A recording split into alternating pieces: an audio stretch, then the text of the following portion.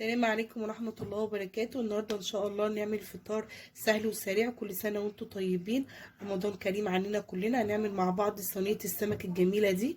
تابعوا معايا الفيديو للآخر وان شاء الله يعجبكم. معايا كيلو سمك روسي او سمك مكاريل، اللي هو زي اللي انتوا بتسموه. انا نضفته كويس جدا وقطعته بالشكل ده كده على 3 قطع وغسلته. طبعا انت عايزه التقطيع اللي انت عايزه تقطعيه عليه، عايزه تسيبيه زي ما هو وتديله شرايح كده، ممكن عايزه تقطعيه زي كده ماشي. اول حاجه انا بقى بحب ان انا بتبله قبل ما احطه في الدقيق وكده واحمره اقليه يعني، او قبل ما اديله قلي. فبحب اتبله. معايا لتتبيله السمك هنعمل ان شاء الله صينيه. معلقه كده ونص توم او معلقتين توم صغيرين، ملح وكمون وكزبره.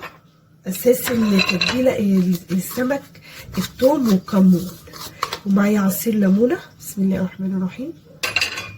وهقلبهم كويس جدا بالشكل ده كده. وهتبل بيهم السمك. عايزه تحطي شطه، عايزه تحطي طماطمايه، اي حاجه اللي انت عايزاها حطي. انا بكتفي بتتبيله السمك الجميله دي، بتبقى حلوه قوي للسمك المقلي. ممكن كمان تبشري جزريه وتقطعي فيها طماطمايه.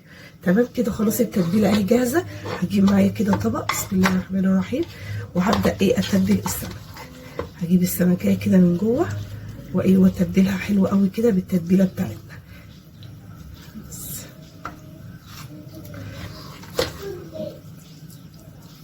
من جوه كده ومن بره عشان تاخد من التتبيله وتبقى طعمها حلو. بسم الله الرحمن الرحيم. بالشكل الجميل ده كده. بسم الله. خلاص انا تبلت السمك بالطريقه الجميله دي كده من جوه ومن بره بالشكل ده. هسيبه بقى شويه كده في التلاجة لمده ساعه ياخد في التتبيله، وارجع لكم اشوف هنعمل ايه تاني. بعد ما سبت السمك شويه هو تتبل، طلعته بقى عشان هبطله في شويه دقيق. معايا هنا كده حبه دقيق صغيرين، احط عليهم بس شويه ملح. بسم الله الرحمن الرحيم. وشويه كمون. تبلي دي التتبيله اللي انت عايزاها. تمام. واديله تقليبه كده عشان انا هدي كده تحميره في الزيت، مش تحميره كتير. ومعايا هنا بطاطس. انا هقلي الاول البطاطس اديها نص تحمير لحد ما اخلص السمك. هحط كده البطاطس على النار. وهنا جنبي هنا السمك. بسم الله الرحمن الرحيم. يعني انا مش هقليه قوي، يعني هديله نص قلي. بسم الله الرحمن الرحيم. بالشكل كده انا تبلته كده بالدقيق بالشكل اللي انتوا شايفينه ده معايا. استنى بقى لحد ما البطاطس ما تتحمر نص تحمير، وبعدين احط وراه السمك. نيجي بقى نعمل الخلطه بتاعت الصينيه اللي احنا هنحط فيها البطاطس والسمك. هاجي هنا كده على البوتاجاز هحط الصينيه اللي انا هعمل فيها السمك كله. يعني انا مش هوسخ حاجات كتير.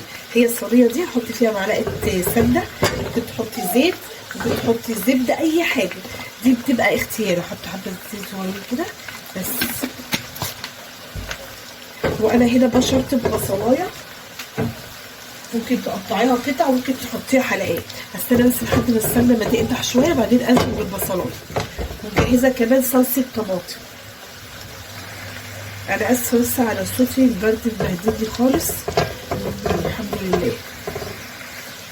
السمنه اهي خلاص قدحت. هنزل بالبصلايه المبشوره بالشكل ده كده. ممكن زي ما قلت لك تقطعيها مكعبات او تقطعيها حلقات. انا بشيلها هقلبها كده شويه لحد ما اديها تشويحه ولحد ما تدبل وارجع لكم. لما دبلت بالشكل ده، بعد ما البصله لما دبلت بالشكل ده هنزل بقى بعصير الطماطم اهو. بسم الله الرحمن الرحيم. واسيبه بقى لحد ما يتسبك كده كويس جدا. وبعدين هنزل بالبطاطس. شايفين البطاطس معايا انا حمرتها نص التحميره. انا بقى سيبها تتسبك براحتها خالص. انا هنا كمان حمرت السمك، قليت السمك كده نص قليه بالشكل الجميل ده بتاعنا. والبطاطس كمان اهي خلاص خدت نص سوا، حمرتها نص تحميره. استنى بقى لحد ما الطماطم دي تتسبك. تمام. ما حطيتش. انا ممكن بقى ايه احط هنا بقى ملح وفلفل، لان انا ما حطيتش خالص، ما حدقتهاش. احط بقى الملح، بسم الله الرحمن الرحيم، واحط كمان كمون. عندك بهارات سمك حطي، بتبقى بتدي طعم جميل قوي. انا عندي اهي بهارات سمك، بسم الله الرحمن الرحيم اهي. بس كده. واحط بقى شويه شطه صغيرين، ولو عندك كمان قرن شطه ممكن تقطعيه، بس حاجه بسيطه كده من الشطه بس. شويه صغيرين فلفل اسمر بس كده. عايزه تحطي الثوم حطي الثوم. هديها بقى كده تقريبا واسيبها ايه اهي. خلاص اهي قربت تتسبك. هحط بقى انا كمان حاجه بسيطه، يعني ايه، نص معلقه صغيره بابريكا عشان تديها اللون الحلو. ما حطيتش خالص هي الصلصه الجاهزه، انا بحب استخدم الصلصه دي بس ايه، بزود لها نص معلقه من البابريكا. تمام. اللي متابعني فيديوهاتي عارف ان انا ما بستخدمش الا الصلصه الجاهزه دي، اللي احنا كمان مخزنينها سوا، وهتلاقي الفيديو موجود عندكم في القناه. بس هسيبها بقى براحتها خالص لحد ما تتسبك وارجع لكم. ورجعت لكم تاني بعد ما هي الطماطم هي بدات هي تتسبك. هنزل بقى بشويه خضره، بسم الله الرحمن الرحيم. دي بقى بتبقى اختياري، ديت كزبره على بقدونس، ممكن لو عندك شبت كمان حطي، بس بتدي طعم جميل قوي مع السمك، مع صينيه السمك بتدي طعم جميل قوي. هنزل كمان بقى بالبطاطس، بسم الله الرحمن الرحيم، واديها كده تاني، بسم الله الرحمن الرحيم. كل سنه وانتم طيبين، رمضان كريم علينا كلنا، ويعيدها يا رب الايام بخير علينا كلنا يا رب. بعد ما نزلت بالبطاطس وسبتها شويه كده مع التسبيكه الحلوه دي، هوسع كده مكان وهنزل بقى بالسمك، بسم الله الرحمن الرحيم.